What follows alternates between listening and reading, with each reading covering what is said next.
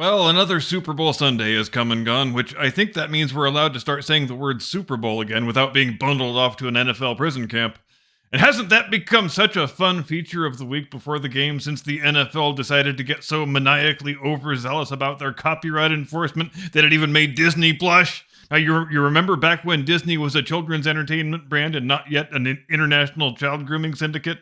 And they used to run around suing daycare providers for having like a vaguely Mickey Mouse looking picture on the outside of the building or something like that. And then Roger Goodell comes along and says, "Hold my beer, Mickey. Watch this. I'm going to ban the entire world from saying the word Super Bowl during Super Bowl week. So on every advertisement, they'll have to awkwardly say the big game instead. It'll sound completely ridiculous. It's going to be great. You'll love it." Here's the point where a normal person might find him or herself wondering, wait a minute, how much money could the National Football League, an $18 billion a year business, actually be making or saving by banning advertisers from using the words Super Bowl? Well, it's a good question, and this reporter frankly doesn't know the answer. Who knows, maybe rich guys just enjoy being assholes. And since we're asking good questions, you know what else is a good question? What the hell does end racism mean? And why is it still painted on every freaking end zone in the goddamn league? Didn't the George Floyd Memorial Summer of Dumb Race Pandering end like 4 years ago almost? Even the freaking NBA, the gold standard of dumb woke race pandering in professional sports, they don't even do this shit anymore. Also, there is no black national anthem. There is no white national anthem. There is no Amish national anthem. And there ain't no one-legged midget albino Eskimo anthem. Though I have it on good authority that if there was, it would be called the Igloo Stomp. But seriously, what does end racism mean? Hell, let's say you actually could end racism just by wishing on a magic rainbow unicorn fart. How would you know when the battle was won? Like, do you have to go and cut everybody's head open and see if there's any racist cooties that run out? And isn't there something vaguely odious, vaguely sinister even, about an aspirational goal that seeks to eradicate thoughts from other people's heads? You know, I was disappointed to read earlier today that this year's Super Bowl got 9 million more viewers than last year. And why is that disappointing? Because we are a nation of ridiculous, pathetic cucks. That is why. Remember a few years ago when the league had half-empty stadiums and cratering TV ratings, and it looked for all the world like the woke NFL was teetering on the brink of collapse? It's too bad we'll never know how close it was, because tens of millions of you quietly went crawling back like so many battered spouses instead of finishing the job and doing what we proved could be done when we took down Bud Light. And granted, it was easier for me to walk away from pro football than it was for most, since first all the anthem kneeling nonsense happened, and then my team left town, all within the same 6-month period, so I wasn't even around for the George Floyd Memorial Summer of Dumb Race Pandering when it rolled around in 2020.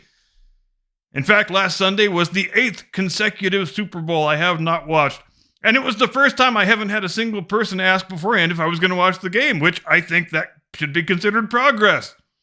I was actually quite taken aback when I got home after the blast radius and Lady Curmudgeon was sitting there watching the game all by herself, so full disclosure, I saw the last minute 16 of regulation and the overtime, and that was the extent of my NFL watching for this year. And I think the first thing I said after I sat down was, Jesus Christ, they have still got end racism painted in the goddamn end zones?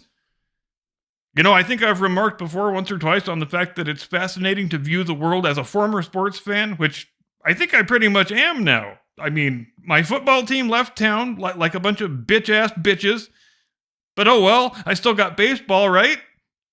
And then they put the goddamn designated hitter in the National League. But oh well, I still got my hockey season tickets, right?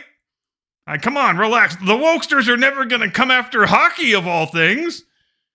And then, sure enough, they start playing fucking diversity videos before the hockey games. Because of all the problems in the world that require our urgent collective attention, I can think of none more pressing than hockey having too many white guys.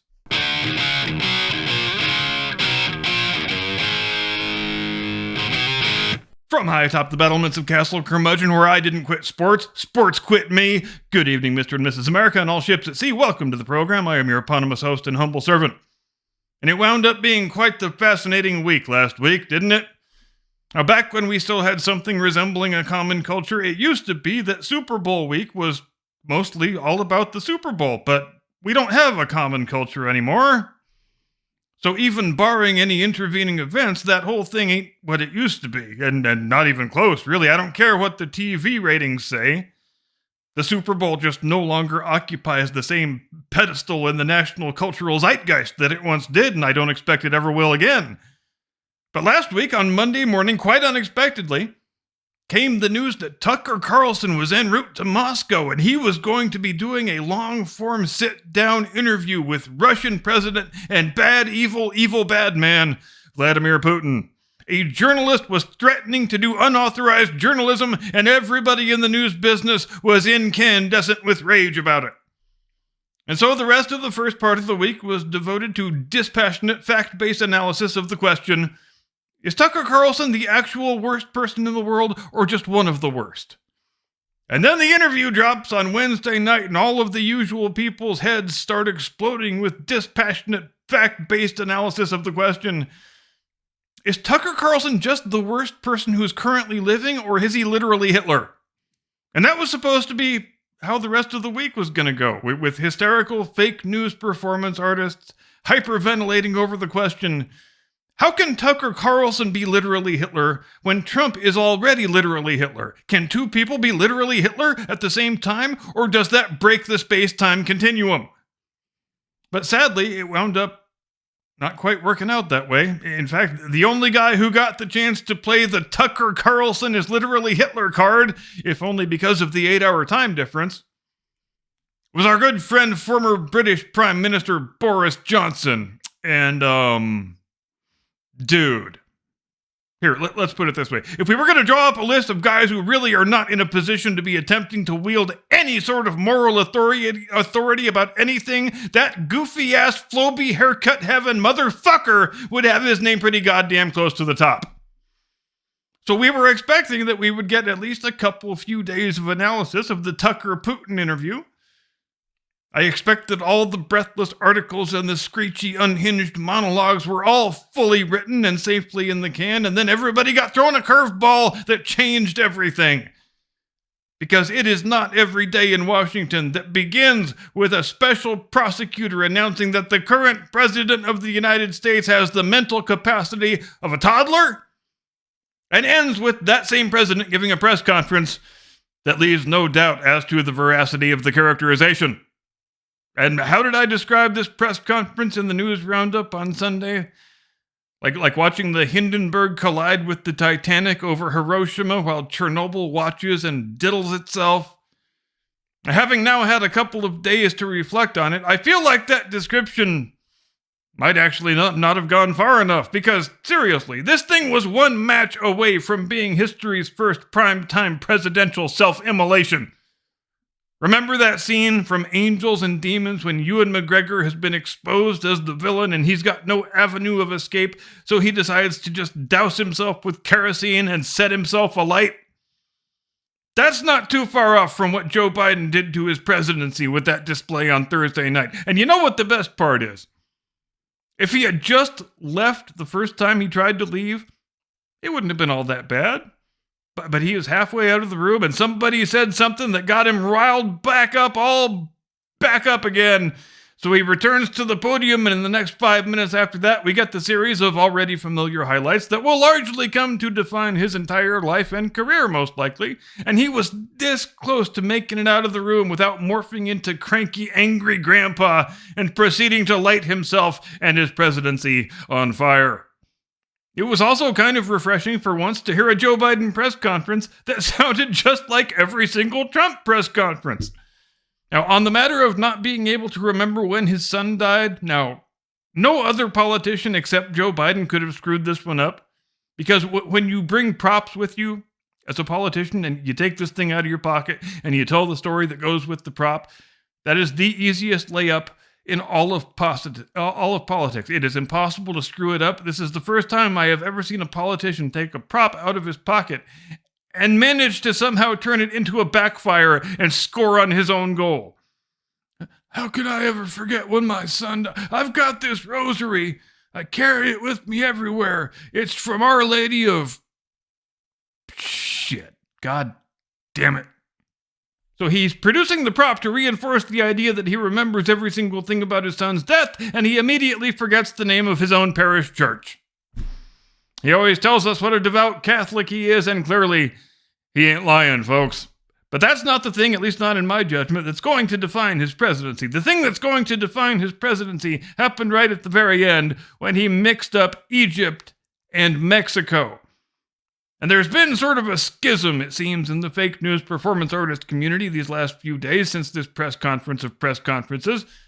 Some in that community have decided, you know what, I think I have to at least pretend to act like a journalist about this, while others, dutiful party functionaries to the very last, have doubled down on defending Joe Biden's lucidity and mental acuity. Those in the latter camp have done their level best to explain away this whole Egypt-Mexico thing by saying, oh, come on, it was just a slip of the tongue. He accidentally said the wrong thing. Everybody does it. Doesn't mean anything. But you know what the only problem is with that theory? People who momentarily misspeak and say the wrong thing, you know how they respond? By realizing it and correcting themselves. But there was not the slightest indication here from the president that he said the name of the wrong country. He said Mexico, and by God, he meant Mexico, even though he was in the middle of talking about Egypt. Now, how does any man in his right mind confuse Egypt with Mexico? Well, he doesn't. But I do have a working theory for how this might have happened. If you go back and look at the whole exchange, it was Biden trying to take credit for calling these leaders up on the phone and getting them to open up the gates for the Gaza refugees. Now, I think what happened is he started talking about gates and refugees and whatnot, and his mind sort of drifted off to thinking he was talking about the border, and his train of thought derailed and plunged in a fiery cacophony of blazing death all the way to the bottom of Eastwood Ravine. And up there in the cobweb-choked empty space that used to be his brain, he suddenly started thinking about, oh, maybe I'm talking about Mexico here. So he just blurts out Mexico instead of Egypt. What you don't see anywhere in that piece of footage is any indication that he has got the slightest idea that he referenced the wrong country. And after ending last week on such a very strong note, Joe has not missed a beat because... Did you see the welcome he gave to the King and Queen of Jordan at the White House on Monday morning? Now look, folks, I'm not a member of any party. I got no dog in the partisan race, and I enjoy, perhaps even more than most people, making fun of our president for being a confused, doddering buffoon. But there are also times, especially on the world diplomatic stage, where this stuff just isn't funny. It's just damned embarrassing, as it was yesterday when...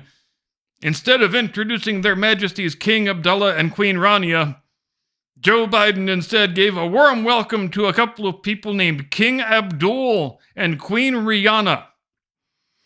And then, as if that wasn't bad enough, he turns to the king and says, Abdul, hey man.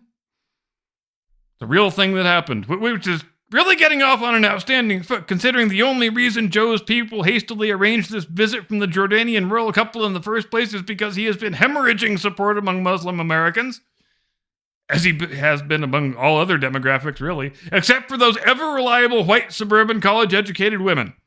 And meanwhile, with Joe Biden lighting his presidency on fire pretty much every time he's awake, amazingly, the Putin interview, it's now sort of largely slid underneath the radar, which is a shame, really. I know we talked about it at some length on Sunday on the live show, so I will endeavor not to be duplicative here, but there were a few things in it of which I think Americans ought to take special note. The first being, the most direct answer that Putin gave in this entire interview was when he said, yes, it is obvious that Ukraine is a satellite of America.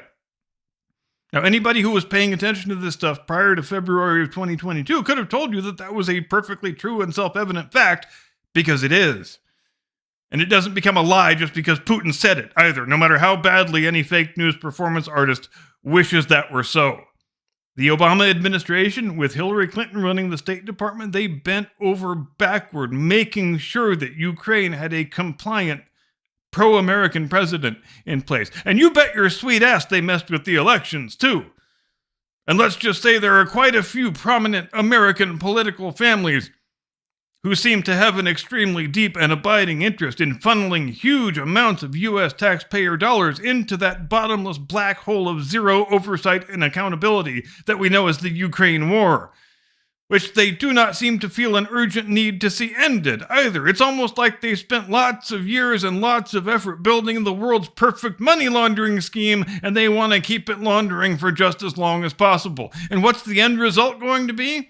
I will tell you exactly what the end result's going to be.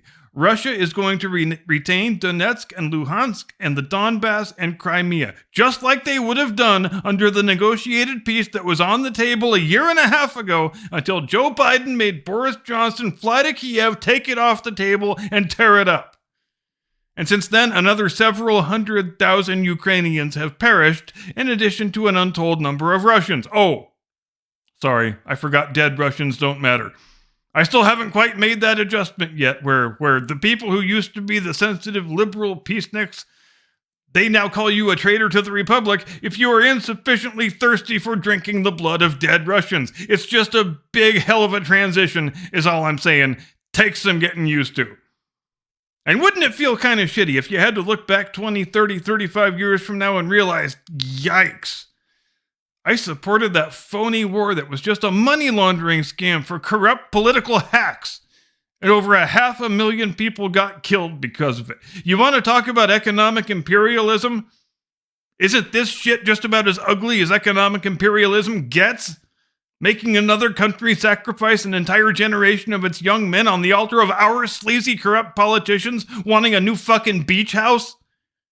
If we keep conducting ourselves this monstrously on the world stage, the consequences will be more terrible than any of us can possibly envisage. Thanks very much indeed for watching. Have a great day and a pleasant tomorrow. See you next time. Do not comply. Get off my lawn.